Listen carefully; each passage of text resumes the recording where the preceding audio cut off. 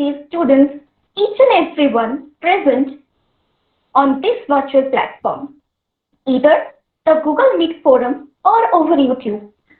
We are really honored today that we are having among us two eminent speakers, Professor G.B. Sural sir, Professor of English, Bankura University, and Dr. Shukriti Ghoshal sir, Principal, MSc Women's College, Burdwan. Before I request Professor G.B. Sural sir to go ahead with his deliberation, may I request Professor Shivajyoti Karmukar sir, Assistant Professor, Department of English, Bankura Christian College, to formally introduce him. Over to you, sir.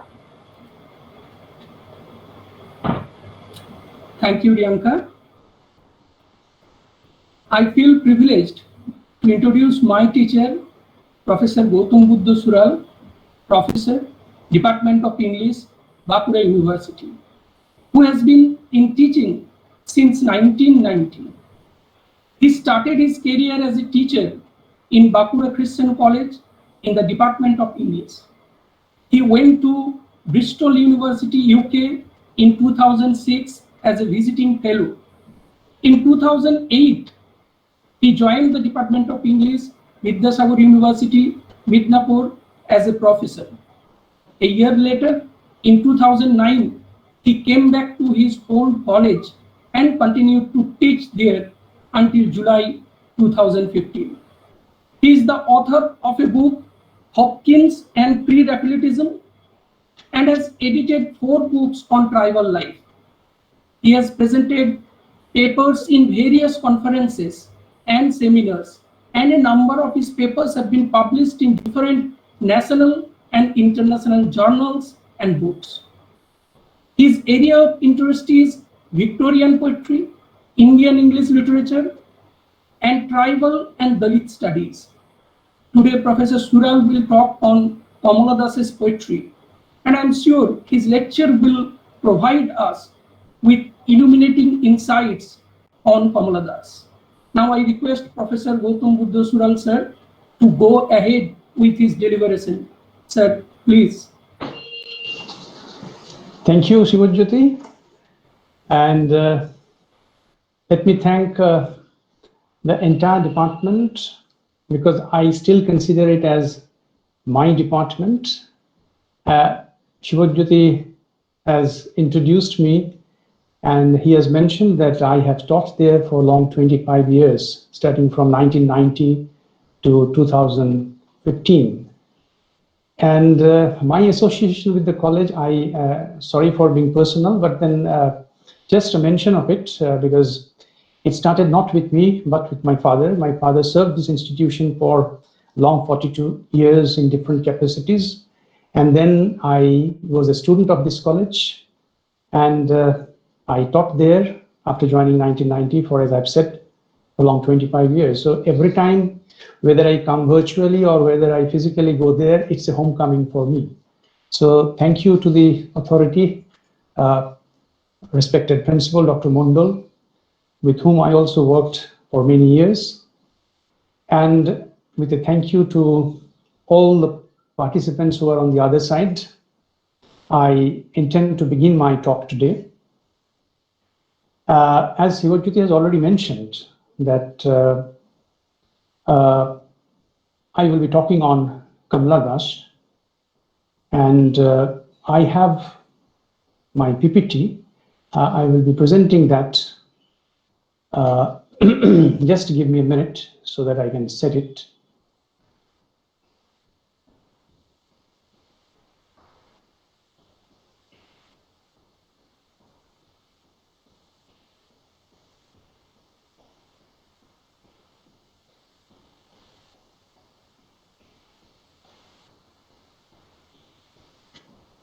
Yes, 1 minute.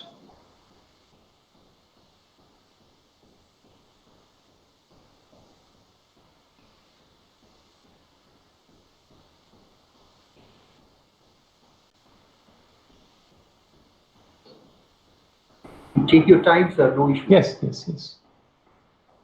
Just 1 minute.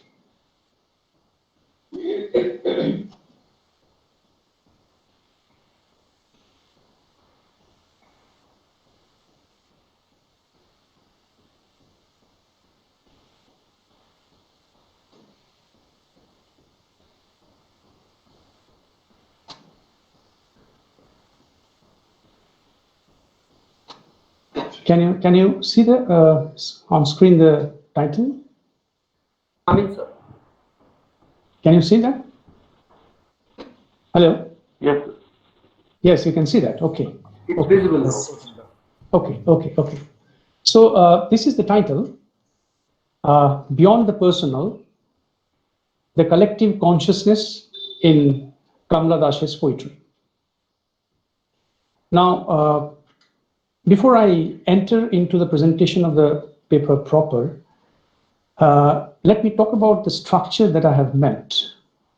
Actually, I have divided my talk today into 3 parts.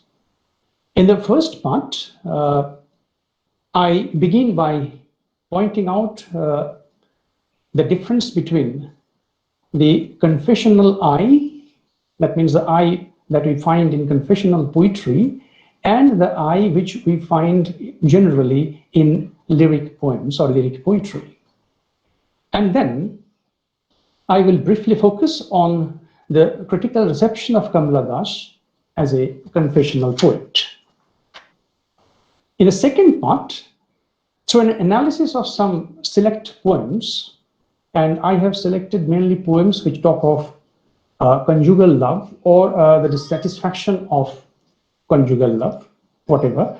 So in the second part, through an analysis of some select poems, I would try to ascertain the confessional nature of her poems. And at the same time, I will also like to show that these poems, which are extremely personal, go beyond the personal territory and assume a universal significance.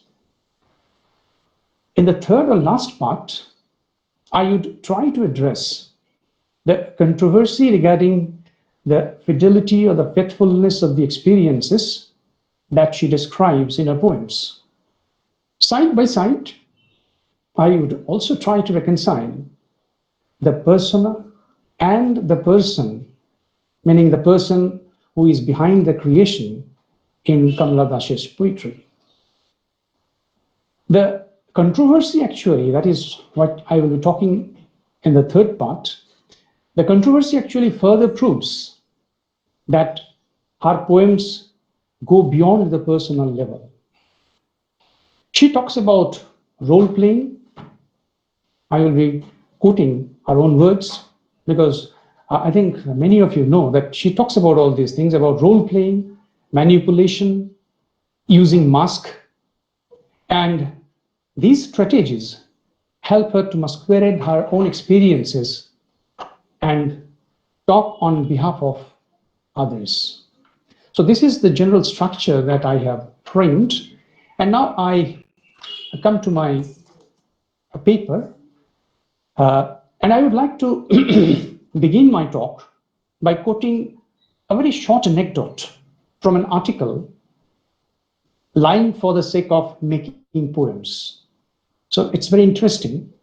The title of the article is Lying for the Sake of Making Poems by an American poet, Ed Kuzer. The edited volume in which this article is included is titled After Confession, Poetry as Autobiography. Many of the contributors in this book are poets. So Kuzer begins his article thus, and I have shown it on the screen, you can read it. I once knew a husband and wife, both aspiring poets. He had a young son from prior marriage whose face was badly scarred. One evening, the stepmother showed me a poem in which she described her husband's first wife cutting the child in a drunken rage. Horrified, I asked, "Did that really happen?" And she answered, "No, it was an innocent accident. I just thought my version would make a better poem." That's how Kuzer begins his paper, his article. So whether such manufactured or manipulated incidents should be used by a poet, particularly in case of confessional poetry, can always be debated. As the writer of the article has debated in his paper, he himself has debated this issue. In confessional poetry, the I or my is often understood by the readers as the real self of the poet. But in a lyric poem, the poet's use of the first person does not necessarily refer to the poet's own self. The I in such poems may be a persona other than the poet, the experience of whom the poet is writing about. In such cases, the first person pronoun transcends the personal boundary.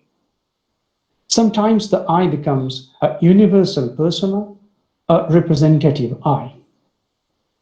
I'm reminded of Tagore's short poem, which many of us have read.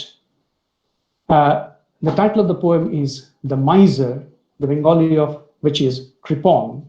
And the poem begins with these words, I was begging from door to door.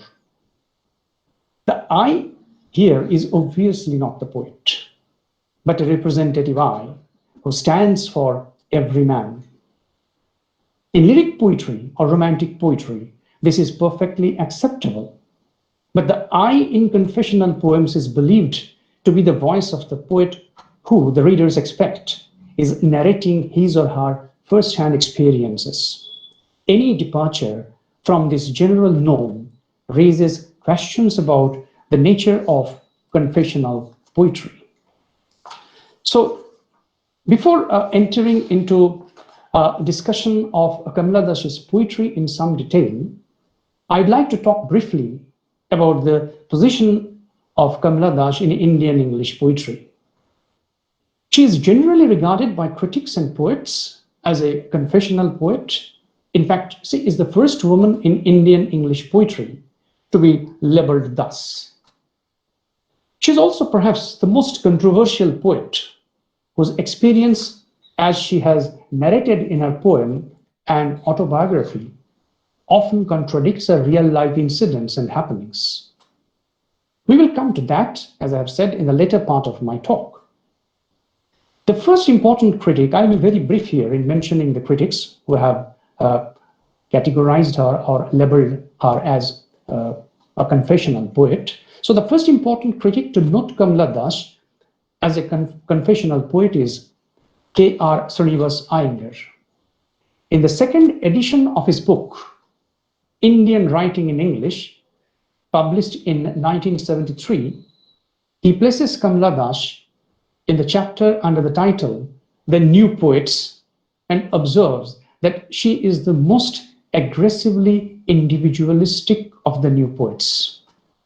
He goes on to say, I quote, there is no doubt Kamala Das is a new phenomenon in Indo-Anglican poetry, a far cry indeed from Toru Dutt or even Sarojini Naidu. Kamala Das's is a feminine sensibility that dares without inhibitions to articulate the hurts it has received in an insensitive, largely man-made world. While acknowledging that thus is a confessional poet, Iyengar feels that the ultimate self of the poet is kept back from the readers. So my emphasis is on this particular phrase, kept back. She oftentimes keeps her back from revealing herself in her poems. This is something important. In 1981, Anisul Rahman, in his book, Expressive Form in the Poetry of Kamala Das, points out the direct and uninhibited manner of expression in Kamala Das's poems. So you can see what Iyengar says and what Anisul Rahman says. Both of them agree to the point that Kamala Das's expressions are absolutely uninhibited. So Iyengar says, after regarding her as a confessional poet, I quote, Kamala Das, among all the poets in the confessional genre, stands in splendid isolation owing to her eminently personal note. Checking the pan-Indian feminism, she writes of a private anguish in an effortless manner. This may adequately be called her expressive form. Now I come to another important critic, Bruce King. Bruce King, in his Modern Indian Poetry in English, published in 1987 suggests that Kamala Das follows the confessional mode of writing, but he says something very interesting in that connection. He writes, the poems show that through her sexual confessions, her writing has made her a self-conscious celebrity, and she plays up to it, often bragging and celebrating. I have added the emphasis, and you can well understand why I have emphasized, why I have put these words in italics. Plays up to it, often bragging and celebrating.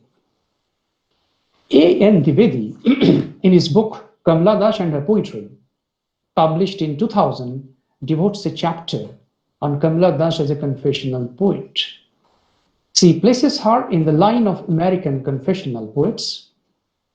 He analyzes a number of poems by Kamala Das to prove that she is a, I quote unquote, a confessional poet in the truest sense of the term. Subsequently, many critics have categorized her as a confessional poet. In an anthology of essays titled Kamala Das Critical Perspectives, which was published in 2010, edited by Devendra Kohli, many contributors, they corroborate the confessional nature of Das's poetry. So after this brief discussion on Kamala Das as a confessional poet, as she was appreciated by critics of Indian English literature, I now come to the second part, where I will be mainly talking about a few poems related to married life, related to love in married life. Of course, I begin with an introduction because I think that introduction is a poem which properly introduces a poet like Kamala Das, and it is typically confessional in nature. So I begin by referring to composition. In her poem Composition, Kamala Das writes, I must let my mind striptease. I must extrude autobiography. And later, in the same poems, he says, I know that by confessing, by peeling off my layers, I reach closer to my soul. This is precisely what she does in a poem like an introduction. The poem is an attempt to establish her female identity against the odds that a woman often has to face in traditional patriarchal households. The dictations of the male-dominated society are a binding for a woman, and the poem is an open call to flout those injunctions. On issues like choosing a language to write, making love, wearing dresses, she prefers to be the master of herself. The assertion of the self is heard in every single line of the poem, and the first person pronoun I has been used. I have literally counted, and I have found that it has been used at least 28 times in the poem. In the last 8 lines, the I gets drifted from the male egotistical self to the speaker to give a message to the patriarchal society, to the patriarchs, that the woman is not ready to play the second fiddle. Rather, it is an emphatic reversal of the male I. If the male can boast of his ego, the woman also can flaunt her own identity. I go to the last part of the poem. It is I who drink lonely, drinks at 12 midnight in hotels of strange towns. It is I who laugh. It is I who make love and then feel shame. It is I who lie dying with a rattle in my throat. I am sinner, I am sent. I am the beloved and the betrayed. I have no joys that are not yours, no acts which are not yours. I too call myself I. So you can understand, this is, if you count again, you can find that at least 10 times in these last 8 lines, the I has been repeated. The speaker in the poem is confessional and at the same time powerfully expressive of her choices. The reader also feels that she is speaking on behalf of women in general. I'd like to focus on Kamala Das's poems, as I have said, on conjugal relationship, to show that the experiences narrated in those poems are personal, and yet they can be the story of any woman subjugated by the male power in day-to-day family life. The confessional tone in these poems is unmistakable. She was married quite early at the age of 15 to K. Madhava Das, her uncle in the Naya tradition. Her father decided to give her away in marriage because she failed in her school mathematics examination. Now, at this point, I would like to stop and point to Kamala Das's own opinions on this decision of her father, which, like many of her opinions expressed during her personal interviews at different times, contribute to her becoming a controversial figure as a confessional poet. In a book titled The Love Queen of Malabar, Memoir of a Friendship with Kamala Das by Merrily Wisborne, the author records Kamala Das telling her that her father became furious when she could not pass in the mathematics examination. His face turned purple in anger, and calling her a dunce, he shouted her, I quote, Kamala Das herself told them to Merrily and her father, I quote, you have disgraced our illustrious family. I will not educate you further. Now it will have to be marriage. What else can I do with a girl like you? Unquote. And now these words Kamala Das herself says, and this very Kamala Das, in an interview with P.P. Ravindran, said earlier, I quote now what she said to P.P. Ravindran in that interview, I never got anything beyond 20% in arithmetic. Then I stopped studying. Or rather, my father felt that I should stop studying and turn to marriage and domesticity. That was a great blessing, because I think education is full of things that are of no use to you in real life. Education dumps a lot of junk into the minds of people. It is difficult later to throw that junk out and become a clean person. I think I escaped all that, and this definitely has helped me as a writer. So the contradiction is very obvious. What she said to Merrily Wisborne and what he earlier expressed to P.P. Ravindran during an interview, they contradict each other very clearly. Her observation to P.P. Ravindran can very well be a commentary on the education system that we are into, but that is a different thing. So the marriage initially appeared to her as unimaginative, and it meant to her a sort of loveless domesticity. There was a great age difference between Kamala and her husband. She was 15 and he was 35. In her poem, The Old Playhouse, the speaker expresses her disappointment as a wife in no uncertain manner. She says, see the lines, you dribbled spittle into my mouth. You poured yourself into every nook and cranny. You embalmed my poor lust with your bittersweet juices. You called me wife. I was taught to break saccharin into your tea and to offer at the right moment the vitamins. Cowering beneath your monstrous ego, I ate the magic loaf and became a dwarf.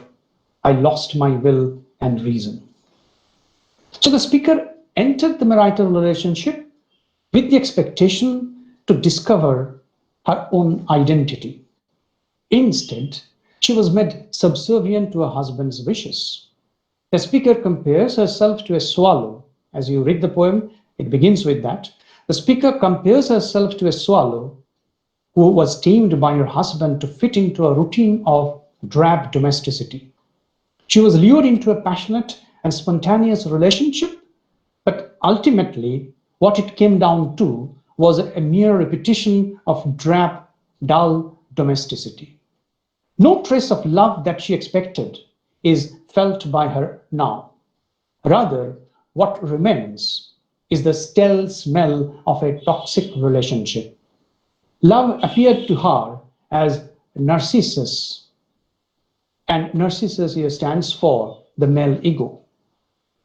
In her poem, The Looking Glass, she advises women to gift their everything to the men they love. The language she uses is daringly frank. The poem begins with a note of caution to women. See the poem, I have quoted it in parts because I'll be using these parts. The poem begins with this: getting a man to love you is easy. Only be honest about your wants as woman. The woman, while loving a man, must not surrender her individuality. Her identity as a woman, she should always remember. In the lines that follow, she portrays women in sexual stereotypes, equating women with passivity and weakness, while the male is represented as strong and active. See the lines? Admit your admiration.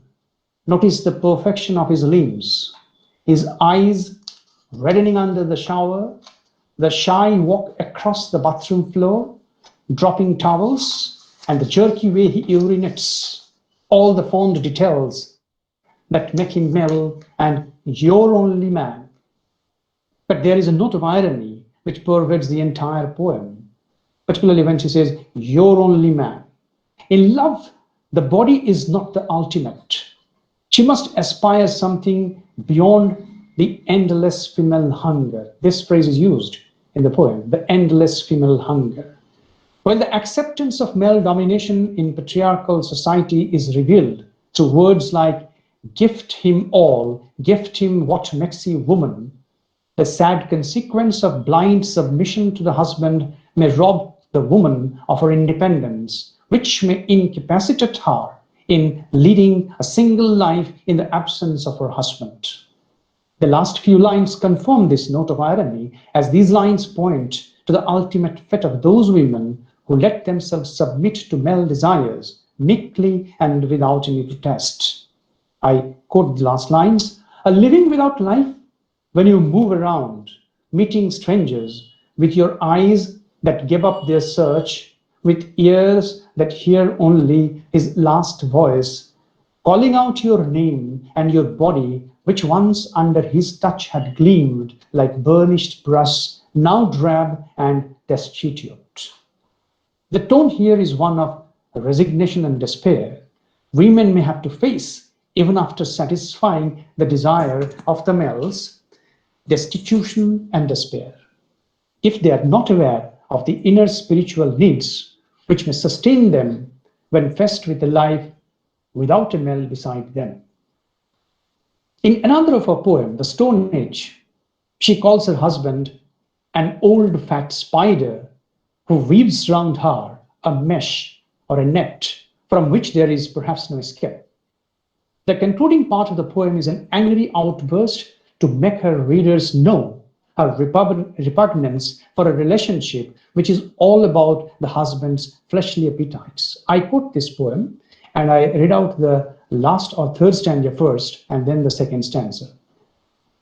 Ask me, this is the last stanza or the third stanza, ask me, everybody, ask me what he sees in me, ask me why he is called a lion, a libertine, ask me why his hand sways like a hooded snake before it clasps my pubis. Ask me why, like a great tree felled, he slumps against my breasts and slips. Ask me why life is short and love is shorter still. Ask me what is bliss and what its price. The pain, the agony at the end of the poem is unmistakable. The emotional aridity in the speaker's marital life often encouraged her to enjoy the company of people of her own age.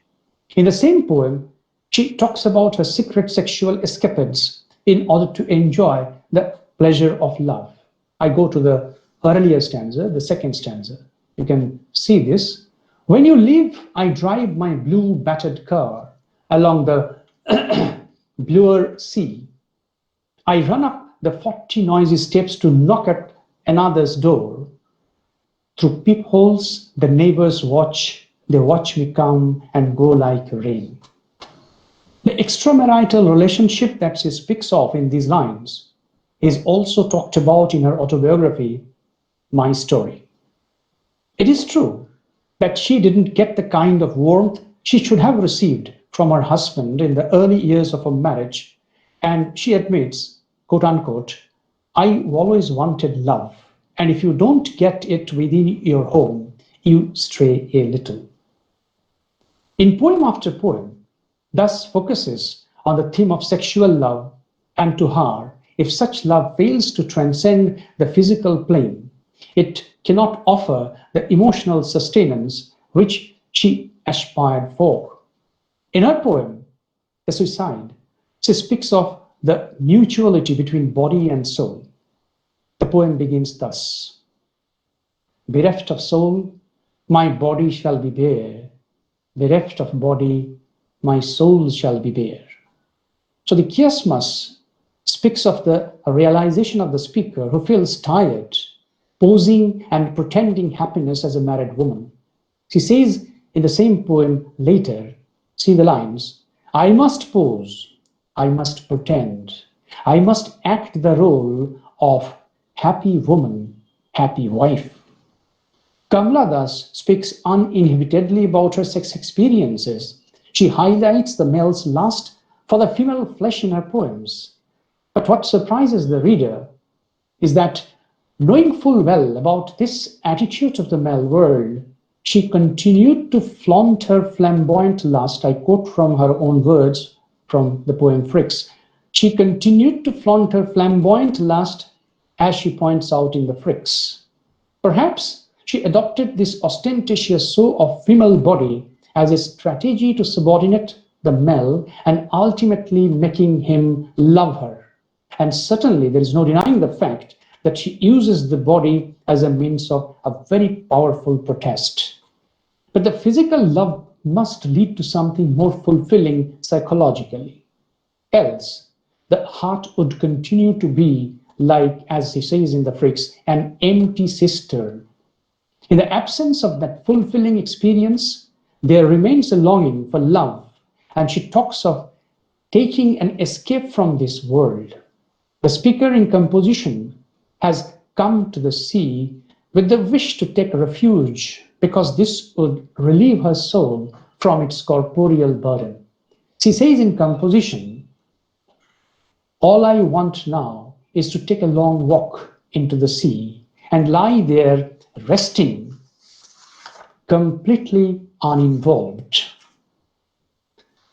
Now, in her poems, Kamala Das, if you read the poems, you will find that Kamala Das often engages herself in intimate communication with sea. The sea to her was a caring friend and a trusted shelter. The sea appears to be a rescuer for her.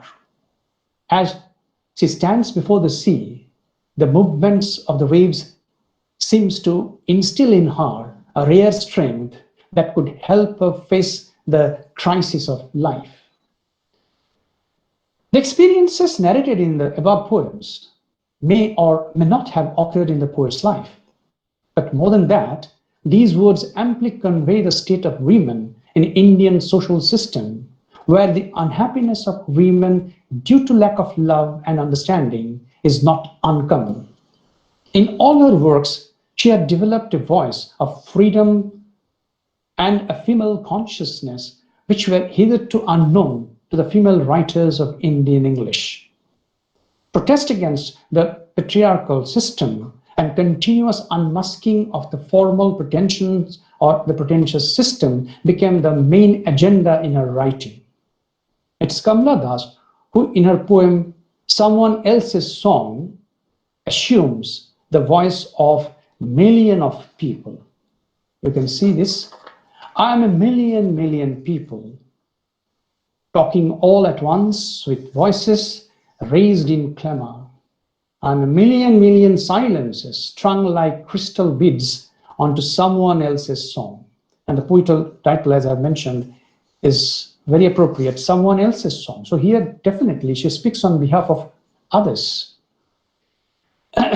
So this I hear is definitely a persona other than the poet. In an interview with P.P. Ravindran, which I have already mentioned, in that interview, which was published in Indian Literature issue of May-June 2009, thus makes her stand clear. If I feel that my life is inadequate in some areas, I try to fill that. I try to perfect my life by adding things which may not really have happened. See her own words. Absolutely clearly, she says, I try to perfect my life by adding things which may not really have happened. But for me, they are real. They have happened. That is why, sitting here in this armchair, I can still write of murders or of brothels. Many people come here and ask me whether I have ever been to a brothel to write about brothels. My answer is no. One does not have to visit brothels to write about them. We often hear people talking about adding fantasy to reality. Reality is very drab. It is as drab as white khaddar. Right. So, Kamala Das, she always felt that women in general, they have no space of their own. They have hardly any active role to play in the family because the home is that of her husband. The money that is spent to run the family is earned by the husband. The surname that the children use, that is bequeathed to them by their father, and even the wife after marriage in traditional Indian system, she gets the surname of her husband after marriage. So all these issues in her contemporary society made the woman or made the women in general spaceless entities. And in this connection, I may quote the words of Gloria Steinem, which may explain the stance of Kamala Das. I could not get the original source of Gloria Steinem. She is quoted in another book, so it's a secondary source that I've used, but the words are very appropriate here in this connection. Gloria says, women of every race are the only discriminated group, with no territory, no country of their own, not even a neighborhood. In a patriarchy, a poor man's house may be his castle, but even a rich woman's body is not her own. Somewhere in our lives, each of us needs a free place, a little psychic territory. Very important words, very relevant words. Now, according to Jayakrishna Nair, another very important critic of Kamala Das, Das's personal crisis goes beyond her individual self and becomes universal. Our protest becomes a protest of all women suffering the same plight. So the next quotation is from Jayakrishna Nair, and the name of the book is Cutting Edges, Biology of Experience in the Poetry of Kamala Das. Nair writes, Kamala Das as a feminist poet realizes the personality crisis of the Indian women strategically perpetrated and perpetuated by the unbending patriarchal traditions, and she violently reacts to these situations. In the characteristically unrelenting Indian socio-cultural milieu, where any surface commotion does not percolate very easily, particularly when it is against traditions and conventions, thus makes a poetic revolt by way of introspectively pondering upon the unfortunate state of existence in which Indian women conduct themselves. So these words clearly indicate that thus personal experiences are experiences of every woman. Her poems may describe incidents and events which might not have occurred to her personally, as she has already confessed, as I have already pointed out, but she assumes the role of a common Indian woman and narrates such experiences with surprising fidelity, which make them appear as if they have happened in her own life.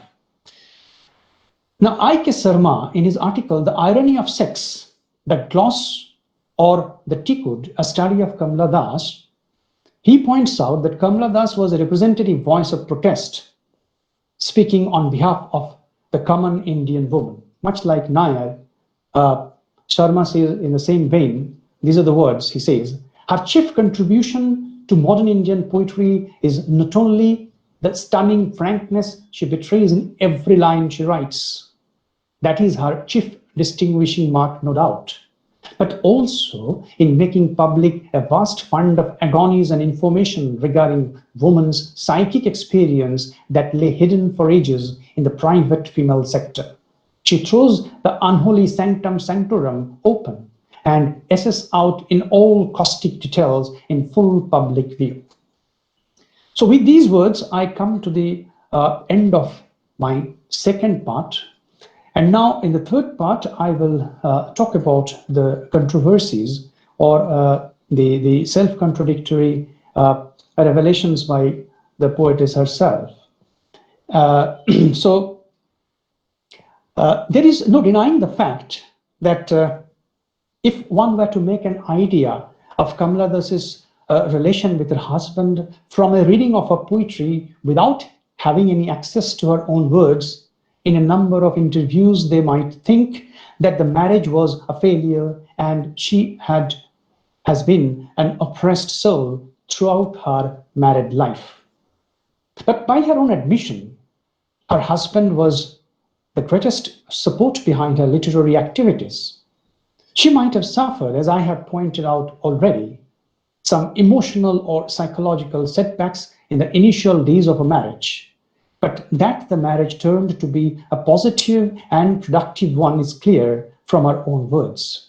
Unhesitatingly, she acknowledges her husband's positive role behind her literary career.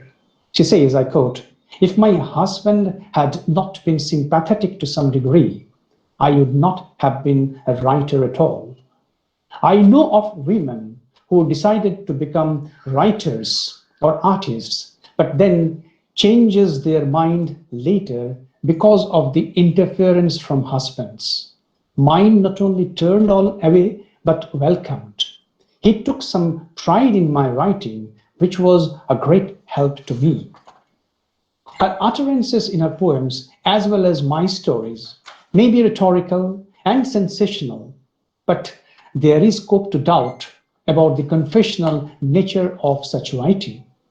As we have seen already in many of her poems, she talks about her dissatisfaction about having sex with her husband or other male partners.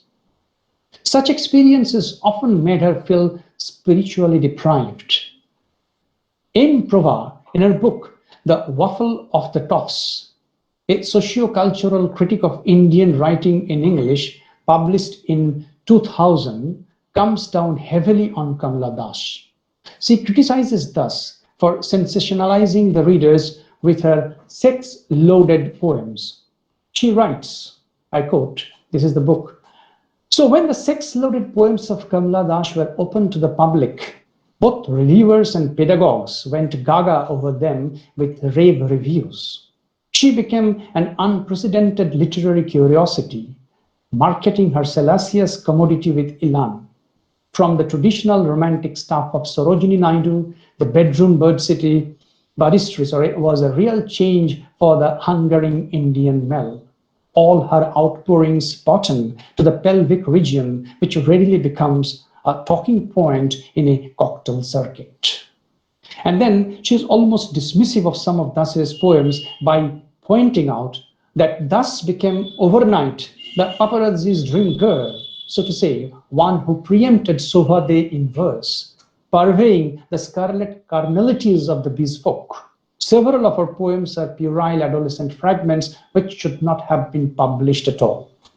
Now, interestingly enough, when Kamala Das was asked about her being compared to Sobha De, she denied such comparison. She, on the contrary, harped on the spiritual aspect of her love which caters to the psychic needs of a woman. She told in an interview, Sobha De is different. Sobha De writes about what probably she enjoys. I may have written about love affairs, but I have not glorified lust. There was nothing obscene about love. My love was fashioned after the love of Radha and Krishna. And there are several poems on this Radha and Krishna myth. There is something very beautiful about love. I cannot think of it as something horrible. According to K. Sachidanandan, Kamala Das's voice was feminine to the core, and it is confessional in nature.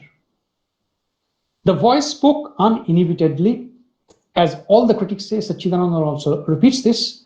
The voice spoke uninhibitedly about woman's desire, and in her poetry, one finds an unending search for true love. But Kamala Das did not like to be called a feminist and stands out against the Western concept of feminism on the ground that it is anti-male. In her own words, feminism, as the Westerners see it, is different from the feminism I sense within myself. Western feminism is an anti-male stance. I can never hate the male because I have loved my husband and I still love my children who are sons. And I think from man's masculine company, I have derived a lot of happiness, so I will never be able to hate them. So feminists for her, as he said in another place, they are a strident lot and they act as if they dislike men. So such contradiction pervades the poetry of Kamala Das. She had rebelled against aspects of female experience, which perhaps she had never personally known. When she was asked about the veracity of her experience of having several relationships with other males, she did not quite deny it and added, I quote, "I was a very young, attractive woman, and I don't blame the men who fell for me. I enjoyed it. That was the season for loving, and I was young." Unquote. This is again from her interview with Sober Warrior. And then side by side, she also points out that her husband was very understanding. She says he didn't want to go to theater or for a drive. So he would choose a very harmless looking young man and asked to take me out. No complications. It was not as if I was leading a wicked life. If I were out, I went out with my children too. We all had a good time. So she always talks about the hiatus between the body and the soul or the spirit.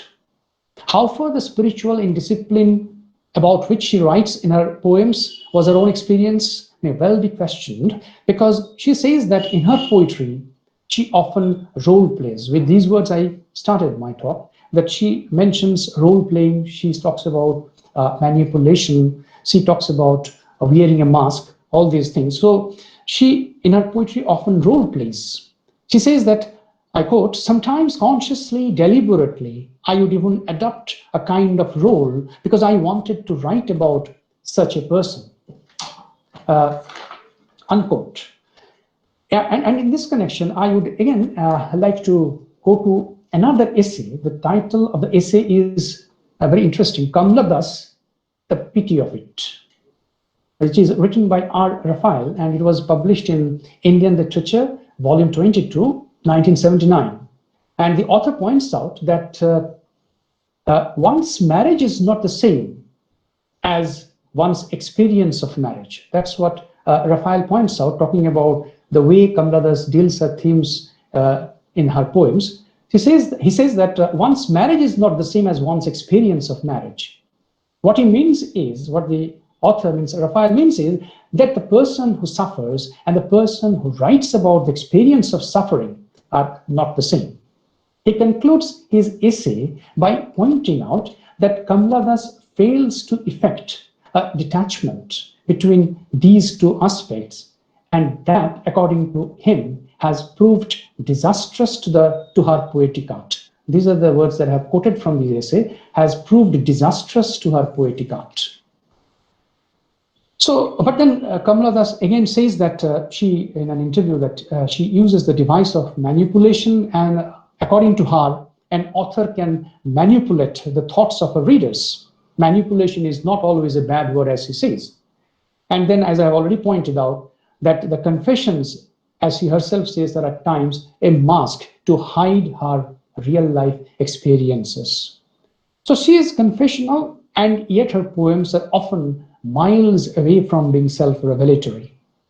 What she experiences and what she writes are often hard to reconcile, and perhaps she is able to maintain a facade of being confessional through this dichotomy between her experience and her expressions.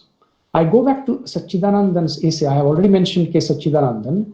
So in his article, Redefining the Genre, Kamala Das, published in Indian Literature in 2009, he regards her as an iconoclast. Quite appropriately, Satchidanandan regards Kamala Das as an iconoclast and says that, quote unquote, it is safe to view all her works as part real and part fantasy, as she was adept at genre crossing.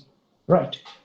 So as I come to the conclusion of my lecture, I would like to just show you in some more slides, 3-4 slides, the words of Jayasuriya Das, the youngest son of Kamala Das. He wrote these words in answer to a brief questionnaire which was sent to him by Dr. Shantanu Saha, a teacher now teaching as an assistant professor of English at Vivekananda College, Bardhaman. During his research on Kamala Das, Shantanu sent this questionnaire to him, and I'm showing extracts from this communication, from this email in the next 4 slides. Just I will be showing, nothing to say. You see, you read, and you go for your own conclusions. The date of the mail is 25th May 2010. So the first question was, how do you look at your mother as a writer? Is she a feminist? So these are the things that we have discussed. As a feminist, or we have mentioned briefly about Kamala Das, as a feminist, as a confessional writer, her relationship with her husband. So this was the first question. How do you look at your mother as a writer? Is she a feminist? The answer was, while for me, she would always remain the mother to us. As a writer, I can only say she was a completely independent thinker who wove poetry into everything that she did. I don't believe she was a feminist at all. I think she earned this, since she was probably the first woman in the country who dared to call a spade a spade. Iconoclast, definitely she was, as Satchidanandan points out. The letter goes, the answer goes, her eroticism or the candid approach in her writing, I think, is just a small part of her depth. She always enjoyed people, be it male or female, and was her inimitable, happy, candid self at every gathering. For me, she certainly isn't a feminist. The next question, do you think that your mother's poetry is confessional? And the answer came, I don't think so. While there could have been some instances which were true, most of it was her unbelievable capacity to dream. Look at the words, visualize, and then translate that to the written word. So that's why when Kamala Das says that manipulation is not a bad word, or role playing, or wearing masks, or wearing masks in terms of metaphorically using term by a writer. So these are, I think, valid assertions or valid confessions by Kamala Das, because these are the words which you find coming from her own son. The next question was, confessional poets usually talk about their own experiences. How far the experiences that she describes in her poetry are autobiographical in nature, and how far are they assumed ones? Do you think that she used the confessional modes as a strategy in her poems? Indeed, it was strategic to the extent that she needed to have her works sell, see the word. And we all know that when My Story was published, she was hospitalized because she was suffering from leukemia, and she needed money.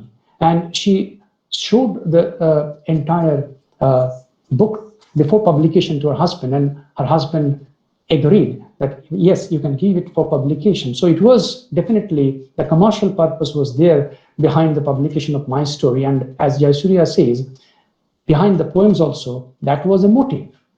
Because usually, Kamala Das at one point of time said that poetry usually does not sell. So indeed, it was strategic to the extent that she needed to have her works sell, and she was considered a frank person. So weaving this did make a lot of sense. She loved and loved being loved, but which human being doesn't want that? We know her best and were with her most of her life, and we knew each time that she did enjoy every bit of excitement in her readers when they responded to her prose and poetry. I guess that's what made Kamala Das so interesting. very few knew the real Kamala, and so one as much, and no one as much as our Father. So this is the most important thing to note, and no one as much as our Father. And the last question that I have used here, in my story, the picture of a husband, how far is it a faithful representation? She herself said in an interview, already he mentioned, that much of the portrayal was not real life experience, and one reason behind writing the book was to make it a commercial success. The answer is, my father was a man with amazing patience, unbelievable love for her, and loved all the work that she penned. For him, all this was sheer excitement, and he knew her best. It's fiction indeed, but her style did make everyone think it was all true. That was her capacity to make believe, like a Houdini would do. Bishmaya each time, each one potent and fiery, yet she lived a simple life.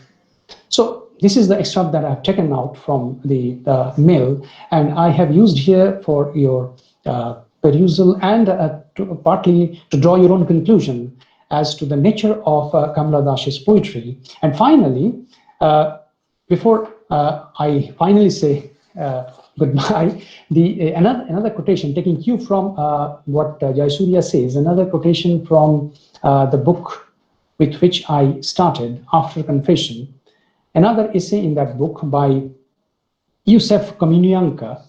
The name of the article is again very significant, The Autobiographical Eye, an archive of metaphor, imagery, and innuendo.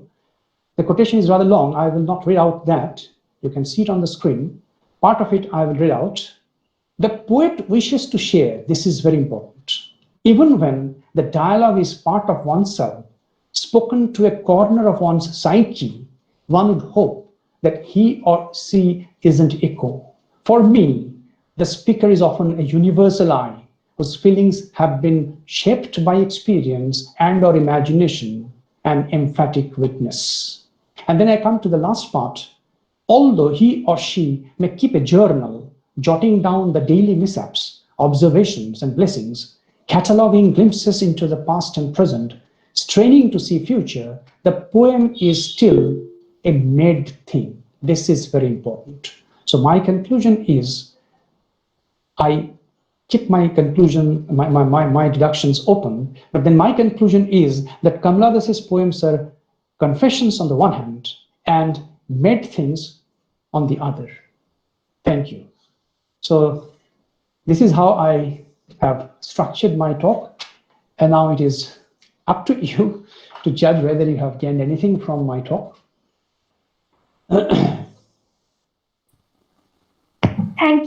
Thank you very much, sir, for such an informative and enriching session with us.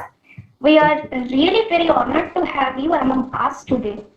Now, may I request Professor Oyenmondol, sir, Head Department of English, Bakura Christian College, for formally conducting the interactive session.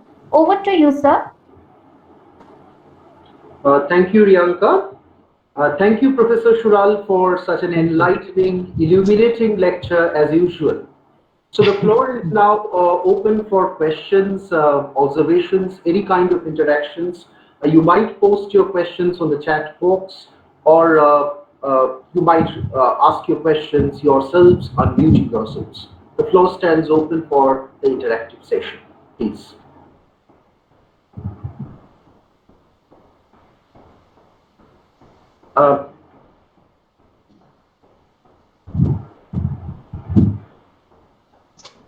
I find one of my colleagues, Taposh Das, he has posted a question, Faculty, Department of English, Bakura Christian College.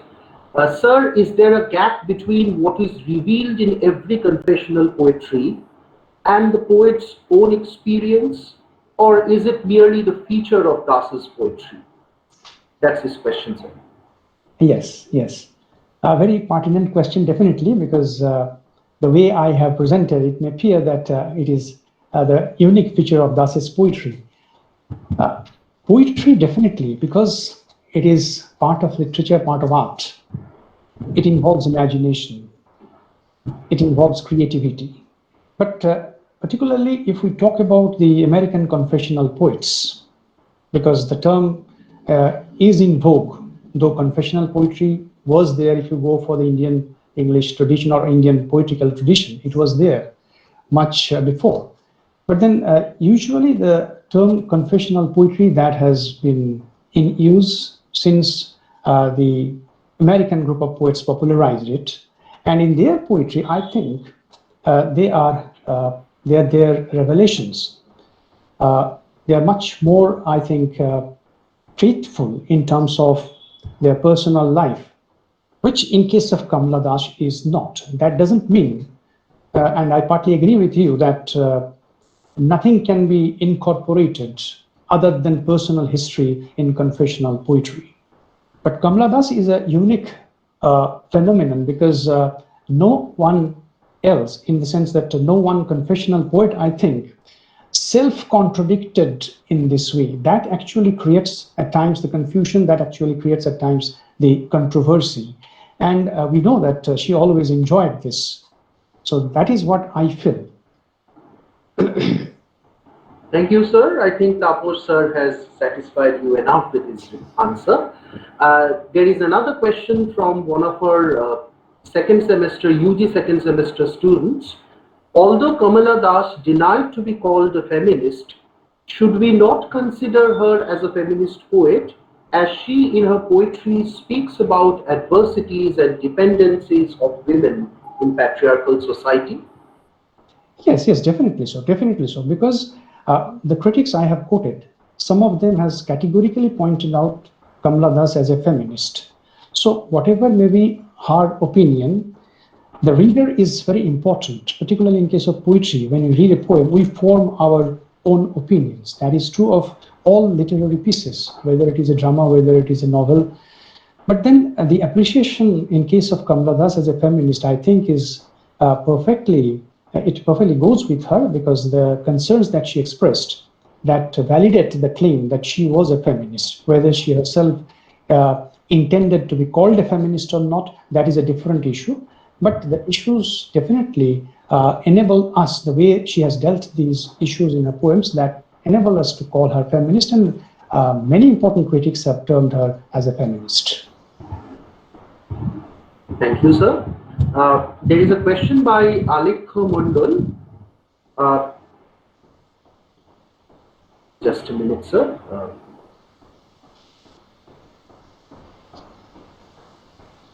I find there are a number of questions. Okay, there is a question by Alekha Mondal. Pramod K. Nair, in his book Post-Colonial Literature, an introduction, writes, and Nair is quoted, among Indian writers, Kamala Das was one of the first to move towards a feminist poet in a conservative and patriarchal society to discuss sexuality, unquote. How far Das could be considered as postmodern in the articulation of the female desire? I am not very sure whether she could be called a postmodern poet, but as far as her expressions are concerned, they are very frank, and I have mentioned that at times they are daringly frank. The way she is using the language, she has actually, as I have quoted, I think, where it is pointed out that she has broken that unholy sanctum sanctorum by the way she is using the language in her poetry, the way she is expressing feminine sensibilities in her poems. They definitely go much ahead of his time. And even when today we read Kamala Das, at times we feel shocked, because there are readers even today who, if exposed to Kamala Das's poetry for the first time, although there are poets in the line, so many poets, for example, you can talk about Meena Kandasamy and other poets who has come on the line of Kamala Das writing confessional poetry. Still, Kamala Das's poetry, I think, is quite ahead of our own time, and it is, I think, still ahead of our own time, even when we are living in 21st century, we are yet not very open to the freedom that we should give to the feminine sex or the female sex, right? So I'm not yet, I cannot answer with certainty that Kamala Das can be called postmodern or not, but then definitely she is much ahead of her time, and her use of language, that is definitely something which startles us even today. Thank you, sir. There is a question from your good old friend, Dr. Shorvani Banerjee Mukherjee. She asks, is the role playing of Kamala another, she must have meant, compromise to patriarchy, as Ashapurna Devi had also confessed? Role playing as compromise. Yeah. Actually, I'm referring to Ashapurna Devi's short story Obhinetri, where she had sort of confessed how women have to play roles and compromise their independent thought. So, would you say that Kamala's role playing was similar to that, or was it just another way of, presenting her individuality? Yes, I would go for the second, because Kamala Das says role playing. In case of Kamala Das, role playing is actually assuming the roles of many women who were part of the suffering lot, and at the same time, role playing is a way by which she can voice her protest in a very candid, in a very frank manner. So role playing in this sense is, I think, not a kind of compromise, as you say that Ashapurna Devi has pointed out. Here, role playing is actually a kind of strategy on her part to protest against the patriarch or the patriarchal society. Hello. I have a Hello. question, sir. Yes. I have a question, sir. Yes. I'm very used to speaking to you. Hello, I'm Dilip Prasad. Yes. Hello. Yes, please. Welcome. Dr. Mishra, please go ahead. You were speaking about the fact that he is quite bold in his expression and he's a feminist. But do you think that his bold expressions of some sexual images sometimes verges on the banality of art? Sorry, last part of the question. Banality of? Sir, you are not perfectly audible. So may I request you, sir, to post your question on the chat box? Okay, I'm using this one. Hello, sir. Yes. Okay. Now, Can I speak to you? yeah, please, sir, please. Yeah, he's quite bold in his expression of his feminist rights and values. But in doing so, and in expressing his feminist rights, he has expressed some sexual imagery, which sometimes verges on the sensuality. Do you think that his bold expression sometimes makes his art suffer as an artist? Makes her work as? Hello? Last part. Suffer as an artist? No, I don't think so. I don't think so, in the sense that... Do you think that... Yes? I will continue, sir. You have understood my point. Yes. I don't think that the use of language by Kamala Das, as she uses the language in her poetry, that is in any way diminishing the merit of those poems, whether you look it from feminist angle, whether you take it look at those poems from the angle of a free thinker or as an independent individual, be a male or be a female. I think her utterances are very frank, and at times they are very disturbing, and this disturbance oftentimes is very hard to digest. So naturally, people at times, they criticize her, as M. Prabha in her book, she criticized her vehemently. But I think none of her poems can be regarded as something puerile, as something dismissive, right? So the language she uses is very bold, that to not used by anybody. And as I have pointed out as answer to the previous question, that even today it disturbs us. If we are not exposed to this kind of poetry, reading Kamala Das for the first time, we feel disturbed. Thank you. Thank you, sir. There is a question by one of our students. How far is Kamala Das's confession and the confession of Sylvia Plath different?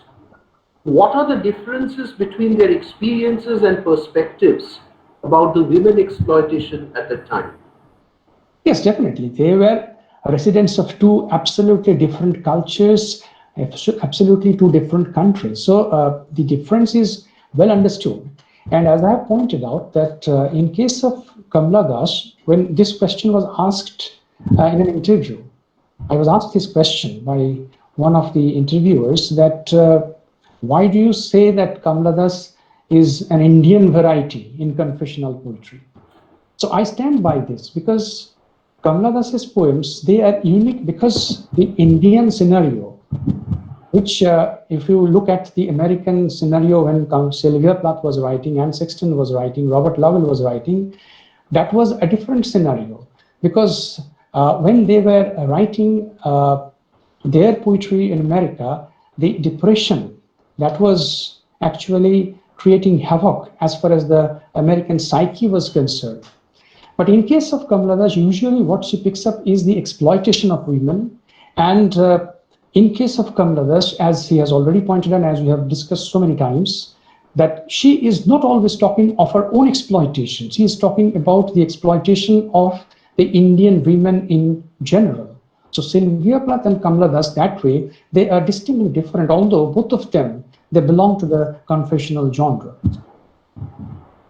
There is a question by Sriradha Gui, and I'm reading it along with Novendu Dash's question. If Kamala Das herself admits that the I is not the autobiographical I, why are the poems called confessional in nature? This is by Novendu, and Sriradha asks, if a woman grows up in such a family where she gets all kinds of freedom just like a man, how can collective consciousness be applicable to her? Okay, I come to Navendu's question first, and then I would request you to repeat the question. Second one, the first one. But the second one, as far as the second one is concerned, I think I have kept my answer open. Whether you consider Kamala Das as a confessional poet or not, that is definitely up to the individual readers, their appreciation. But then the entire gamut of criticism, Kamala Das criticism, if you see that, you will find that many major critics, as I have quoted some at the beginning of my lecture, they have regarded her as confessional poet because definitely some of the incidents which she is narrating, they are actually real life happenings in case of Kamala Das. That is beyond doubt. And as I have at the end shown you in the slides, the reply from Jayasuriya, her own son, he says that he does not consider Kamala Das as a confessional poet. So I think that is up to the readers to judge Kamala Das. She can be judged, I think, anew by readers of today. And what about the second question? So the first one actually.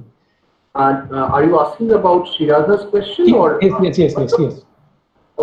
She was talking about that collective consciousness thing. How can that be applicable to Kamala Das? If she grows up in a family where she gets all kinds of freedom, just like a man, how is collective consciousness applicable to her? Is Sriradha's question points out that she got all the freedom during her upbringing? Yeah. That's what. No, I don't think so. I don't think so. Kamala Das was not allowed any kind of freedom. That's why she was given away in marriage so early, at the age of 15.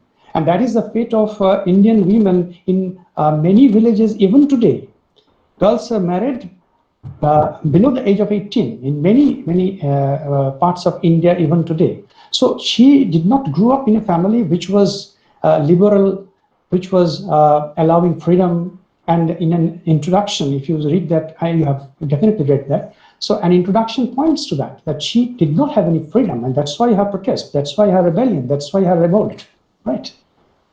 So that's why it's a collective, because she speaks on behalf of so many innumerable Indian women, girls. Sir, I'll be taking two more questions. One has been WhatsApped to my number by Sanu Dangor. a PG student of Bakura Zila Sharadamani Mahila Mahavidyalaya. She was a YouTube viewer. An artist can't be categorized, and if it is done, then the essence and the intention of the author gets hampered. We must look deep within ourselves to uplift us. Your opinion about this, sir? Repeat. An artist can be? Cannot be categorized.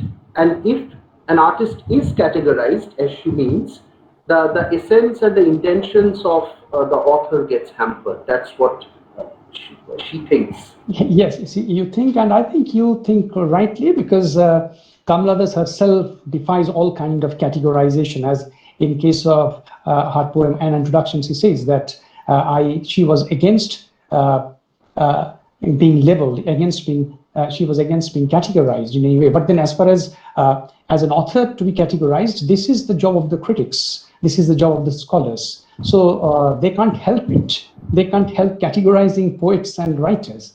So definitely that is a job which you can always talk against. But then that is what we readers, we critics, or the scholars do, right? Thank you, sir. And the last question is by Shudipto Banerjee. Sir, will you tell something on Kamala Das's conversion to Kamala Suraya?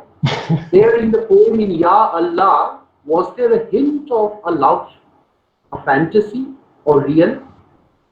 Actually, if you go by Kamala Das's again Confessions, then she says that Islam provided her with security. So that is something which I think is a very important confession on her part. When she converted herself to Islam, that was what she felt, that she would feel much more secure. And as far as her attitude to Allah in that poem, I think you can make a comparison with some of the Radhakrishna poems, where basically you find a kind of similarity.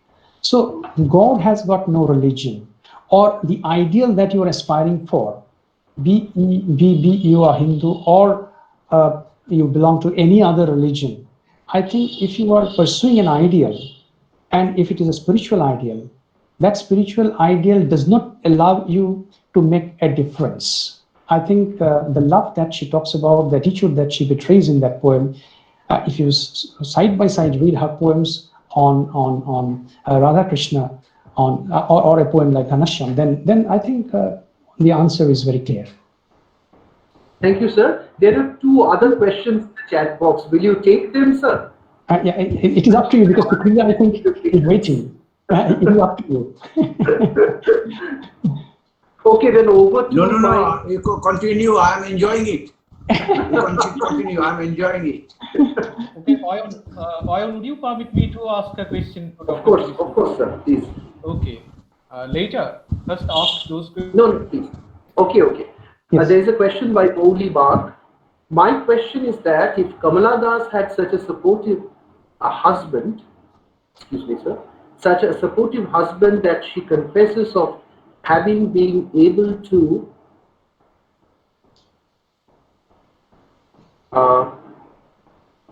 some problem. Anyway, my question is that if Kamala Das had such a supportive husband,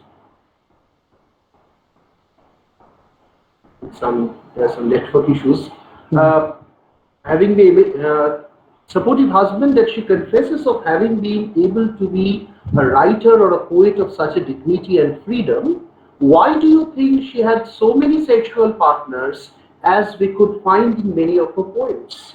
What was it that she was protesting against by all her adulterous relationships? Actually, she did not enter into any kind of adulterous relationship. Let me be very clear. If you read the interviews, she has categorically pointed out that these were, as I have already mentioned also, I think, partly in my paper, that it was far from promiscuity. It was far from adultery. Enjoying love outside marital relationship, I think, can be the right of any woman. Now, when I talk about this kind of a love, this love is not necessarily physical love that she talks about or I am talking about, right? So Far from being adulterous, far from being promiscuous, Kamla Das, if she talks about this kind of a relationship in the poem, I think that is a kind of protest that she was voicing on behalf of women who actually remain stirred emotionally in their marital life. Perhaps that was at the initial phase her own experience. She was emotionally disturbed, maybe because of the age difference, maybe because the kind of relationship her husband wanted to cultivate did not materialize. So that may be one factor which was contributing to this kind of utterances. But then her motive was to point out that women, if males are free to enjoy, if you go for a reading of my story, you will find that she is talking frankly about her husbands being involved with maidservants in sexual intercourse. So, but then again, whether my story, what she says there, they are true or exaggerated, whether she's playing up to it, to borrow Bruce King's phrase, I'm not sure. But as far as her poems are concerned, the adulterous relationships, quote unquote, as you say, I think they are far from that, right? Thank you, sir. And the last question would be put by my colleague, Dr. Narugopal Mukherjee. Sir, please. Yes. Goutam da, Yes. someone is about the difference in the nature of confession between what we find in Sylvia Plath's poetry and what we find here in Kamla Das's poetry. And here it is not exactly a question, rather an observation. In fact, Kamla Das, as you have also pointed out, that celebrates love, celebrates familial relationship. She celebrates motherhood in Jai Surya, the white flowers. In all such poems, she celebrates motherhood. She celebrates love, and she also said in one of the interviews that love is more there than anything else in her poetry. Whereas in if we go to Sylvia Plath's poetry, we find clinical depression there. If we go to John Berryman's poetry again, even though he was a male poet, we know John Berryman in his poem of suicide, and Sylvia Plath in her poem Lady Lazarus speaks of suicide as a relief from the depression that they had been going through. And ultimately, both of them, John Berryman and Sylvia Plath, committed suicide. And they chose that particular mode, or rather that particular escape from life as a relief from their depression. In case of Kamla Das, we find not exactly that kind of depression or disappointment. Rather, she celebrates life, celebrates love, celebrates motherhood, celebrates the conjugal relationship also. Now over to Goutam. Yes, I agree with you, because I also pointed out when I talked about poetry therapy in one of such sessions.